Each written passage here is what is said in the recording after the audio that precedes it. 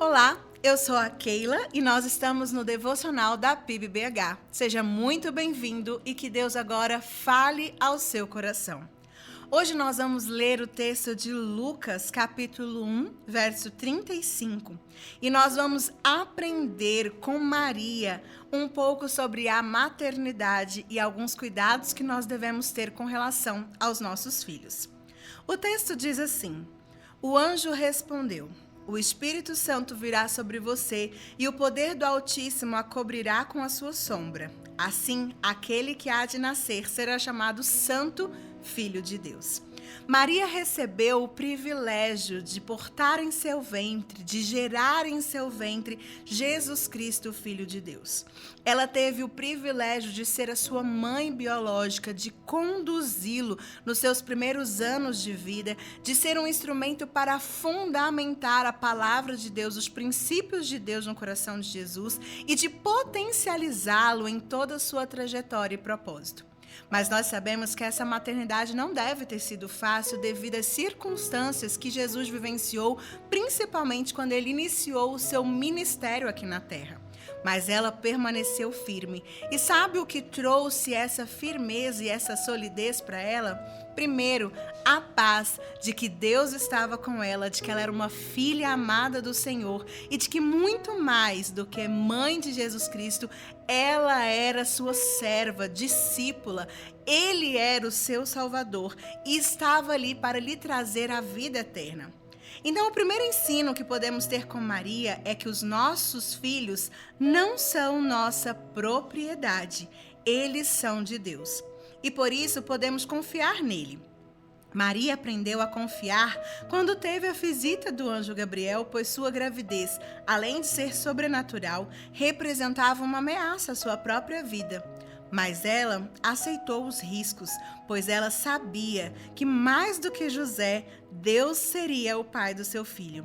E isso nos faz pensar que precisamos nos lembrar de quem é o verdadeiro pai dos nossos filhos, daquele que realmente os ama e que entregou a sua vida por eles. O segundo é que nós não estamos sozinhos no processo da maternidade e da paternidade. O anjo lhe contou sobre a sua prima Isabel e Maria foi encontrá-la para pedir auxílio e força para viver aquilo.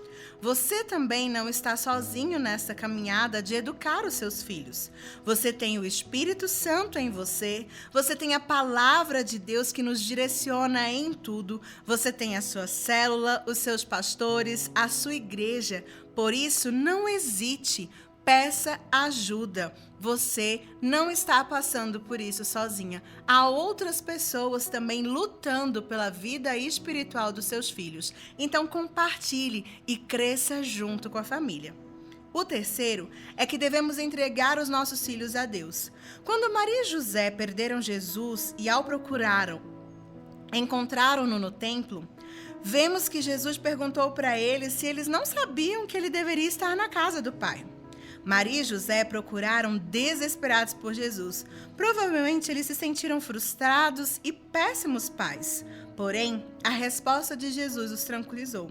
Como pais, pensamos que sabemos o melhor lugar para os nossos filhos e muitas vezes não ponderamos aquilo que Deus tem dito a eles. Pois então eu quero estimulá-los a deixar Deus realizar o plano dele na vida dos seus filhos. Você pode potencializar, direcionar, mas principalmente instruí-los a ouvir a voz do seu Criador. O quarto ensino é que devemos acreditar no ministério dos nossos filhos e esperar o tempo certo do Senhor. Maria até tentou impulsionar o ministério de Jesus na festa de casamento em Caná, mas Jesus a contou que não era a sua hora. Como mãe, eu tenho certeza de que a intenção dela era ajudar a Jesus, mas o plano de Deus era diferente. Então Deus chama os nossos filhos de uma maneira única e o seu plano sempre irá nos surpreender. Por isso, confie nele. Por fim, Maria nos ensina a sermos fortes ao ver o sofrimento dos nossos filhos. Nenhum pai ou mãe quer ver seu filho sofrer. Maria foi forte, pois sabia que o sofrimento de Jesus traria salvação à humanidade.